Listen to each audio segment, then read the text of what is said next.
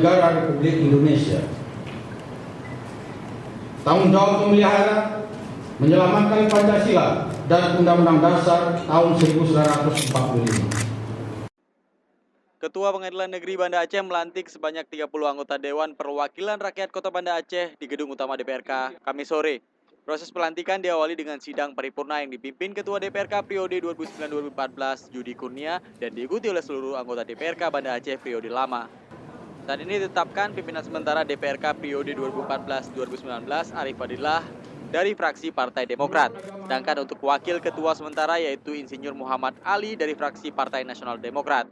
Wali Kota Banda Aceh Eliza Sadudin Jamal mengajak seluruh anggota Dewan yang baru dilantik agar tetap bisa amanah meneruskan komitmen untuk meningkatkan pelayanan terhadap masyarakat dan menjadi mitra guna membawa peradaban yang islami dalam mendukung Banda Aceh menuju model kota madani. Anggota DPRK Banda Aceh periode 2014-2019 diantaranya Partai Demokrat 5 orang, Nasdem, PKS, dan Partai Aceh diwakili 4 orang.